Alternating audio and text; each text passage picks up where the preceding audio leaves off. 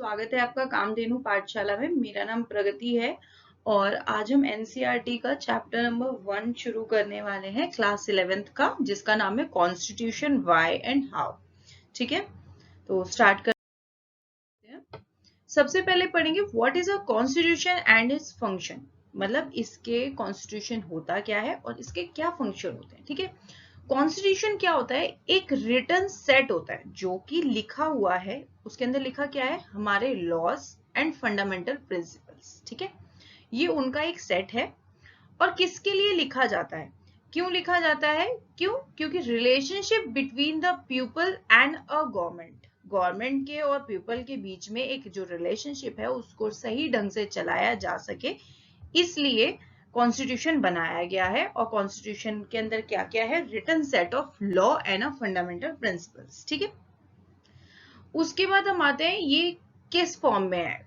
Form में क्या है? आर्टिकल्स हैं, इसके अंदर कुछ आर्टिकल्स हैं जिनके अंदर ये सारे लॉज एंड फंडामेंटल प्रिंसिपल्स लिखे गए हैं। ठीक है, फिर आते हैं हम why we need the constitution, हमें कॉन्स्टिट्यूशन की आखिरकार जरूरत क्यों पड़ती है। सबसे पहला क्या है कि बेसिक रूल्स हैं ये कोऑर्डिनेट करने के। ठीक है, आपस में कोऑर्डिनेशन, मेंबर ऑफ सोसाइटी है उनके बीच में कोऑर्डिनेट कर सके, उस चीज के लिए ये क्या है? बेसिक रूल्स है, रूल्स एंड रेगुलेशन है। जैसे हमारे घरों में होते हैं छोटे मोटे रूल्स एंड रेगुलेशन, उसी तरीके से ये पूरे देश को चलाने के लिए कॉन्स्टिट्यूशन है। ठीक है, उसके बाद सेकंड पॉइंट आते हैं डिसीजन मेकिंग। आखिरकार गवर्नमेंट है तो वो किस आधार पे अपने डिसीजंस लेगी। अगर गवर्नमेंट है और गवर्नमेंट के ऊपर कोई आधार नहीं है तो वो किसी भी तरीके का कोई भी डिसीजन ले सकती है। इसके अंदर क्या है कि गवर्नमेंट को भी बताया गया है कि आप एक डिसीजिंग पावर है, बट आप किस दायरे में रह के अपना डिसीजन मेकिंग करेंगे वो तय करती है।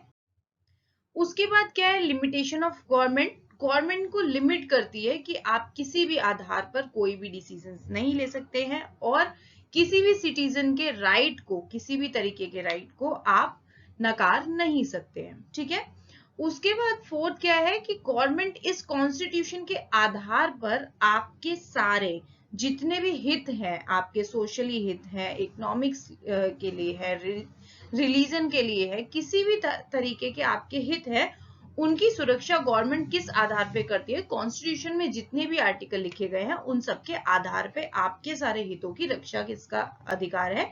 गवर्नमेंट का। ठीक है, फिर fundamental indication of a people.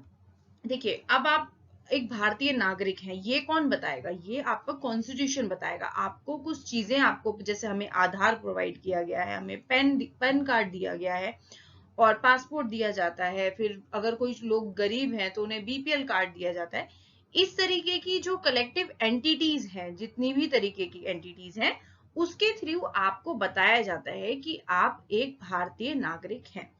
ठीक है, फिर हमारा क्या है? एक पॉलिटिकल इंडिकेशन भी है कि हम जो basic set of norms and principle है कॉन्स्टिट्यूशन में, उसमें आपको बताया गया है कि आपका एक पॉलिटिकल, आपको वोट देने का अधिकार है, आपको किसी भी तरीके का कोई भी क्वेश्चन करने का अधिकार है। तो ये सारे अधिकार भी आपको दिए गए हैं। ठीक है, फिर उसके बाद आते हैं कॉन्स्टिट्यूशन के अंदर कुछ नॉर्म्स हैं जो आपके सारे एस्पिरेंट, जितनी भी आपकी आशाएं हैं, आपके गोल्स हैं, आपकी आजादी है, उन सबको बचा के रखती है। किसी भी आधार पर आपकी आजादी या आपके गोल्स को नुकसान ना पहुंचे, ये भी देखना किसका काम है? कॉन्स्टिट्यूशन का काम है। ठीक है, फिर उसके बाद एक मोरल आइडेंटिफिकेशन, मतलब नैतिकता के आधार पर भी आपको दिया जाता है। जैसे आपको ये कार्य नहीं करना है, ये नैतिकता के आधार पर गलत है, अगर आप ये कार्य करेंगे तो आईपीसी की धारा के तहत आपको ये दंड मिल सकता है। इस तरीके की चीजें भी आपको फंडामेंटल दी जाती हैं कॉन्स्टिट्यूशन के अंदर। ठीक है, उसके बाद हम आते हैं कि हमारे कॉन्स्टिट्यूशन में मेन फीचर आखिरकार है क्या? क्या क्या मेन फीचर है? ठीक है, पहला क्या है?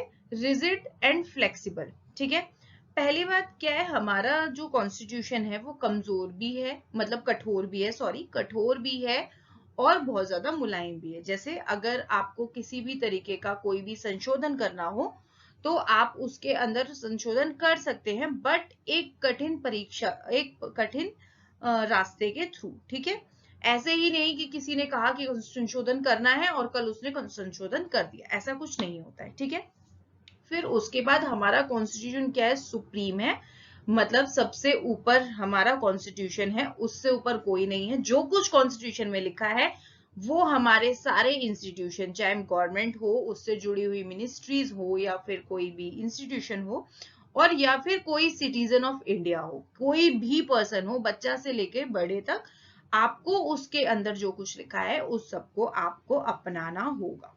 ठीक है। उसके बाद कॉन्स्टिट्यूशन हमें क्या देता है? फेडरल सिस्टम देता है।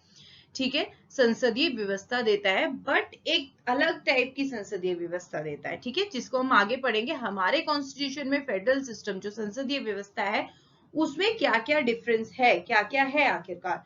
देखिए, पहला क्या है, वो फ्लेक्सिबल है और रिटर्न है। फ्लेक्सिबल है, आप उसके अंदर चेंजेस कर सकते हैं। ठीक है, चेंजेस करना इम्पॉसिबल नहीं है, बट मुश्किल है, ताकि कोई भी व्यक्ति आके उसके अंदर चेंजेस ना कर सके, इसलिए। ठीक है, फिर उसके बाद रिटर्न है, संविधान हमारा लिखा हुआ है, ये नहीं है कोई मनगढ़ंत नहीं है, या फिर किसी पर्सन, एक स्पेसिफिक पर्सन नहीं है जिसको वो याद है, जो वो बोलता है वो मानते हैं, नहीं। हमारे यहाँ कॉन्स्टिट्यूशन क्या है? रिटर्न है। ठीक है, उसके बाद हमारे यहाँ क्या है? Distribution of power between centre and a government. Government, जो सेंट्रल गवर्नमेंट है और जो स्टेट गवर्नमेंट है, उनके बीच में सारी डिस्ट्रीब्यूशन ऑफ पावर भी इंडियन कॉन्स्टिट्यूशन के अंदर लिखी हुई है, कि कौन कौन से कार्य केंद्र करेगा, कौन कौन से कार्य राज्य करेंगे, या फिर कुछ ऐसे कार्य भी है जिन पे दोनों सलाहें लेके भी आपस में काम कर सकते हैं। ठीक है, फिर सुप्रीम ऑफ जुडिशरी, अगर किसी कारणवश किसी भी आर्टिकल के थ्रू या फिर किसी भी कानून के थ्रू आपको लगता है कि ये गलत हो रहा है, तो उसके ऊपर संज्ञान लेने का, उसके ऊपर बयान देने का अधिकार किसको दिया गया है? हमारी सुप्रीम कोर्ट को दिया गया है। ठीक है, फिर उसके बाद बाय, मतलब कहने का मतलब है कि हमारे यहाँ दो सदनीय व्यवस्था है, लोकसभा और राज्यसभा। राज्यों में भी दो सदनीय व्यवस्था है। यदि आप चलाना चाहते हैं तो आप अपने यहाँ भी दो सदन चला सकते हैं। ठीक है, उसके बाद हम आते हैं सोर्स ऑफ कॉन्स्टिट्यूशन। आखिरकार हमने जब कॉन्स्टिट्यूशन बनाया तो क्या क्या सोर्स थे? हम कुछ लिखते हैं तो हमारे पास कुछ सोर्स होते हैं, तो उसी तरीके से पहला क्या है? American constitution. ठीक है, उसके बाद फ्रेंच कॉन्स्टिट्यूशन, फिर उसके बाद ब्रिटिश है, फिर गवर्नमेंट एक्ट ऑफ 1935 है, फिर आयरलैंड का कॉन्स्टिट्यूशन है, और एक कनाडा का है। ठीक है, ये कुछ कॉन्स्टिट्यूशन वो है जिनसे हमने अपने कॉन्स्टिट्यूशन के अंदर कुछ पार्ट्स लिए हैं, बट अपनी सहूलियत के हिसाब से, एज इट इज नहीं उठा के, हमने कॉपी पेस्ट नहीं किया है कभी भी।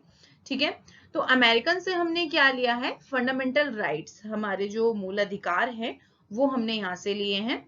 फिर फ्रेंच कॉन्स्टिट्यूशन से हमने क्या लिया है? अपनी स्वतंत्रता ली है, अपनी एकता समानता ली है, और अपना भाईचारा, भाईचारा की जो हमारी भावना है वो हमने फ्रेंच कॉन्स्टिट्यूशन से ली है।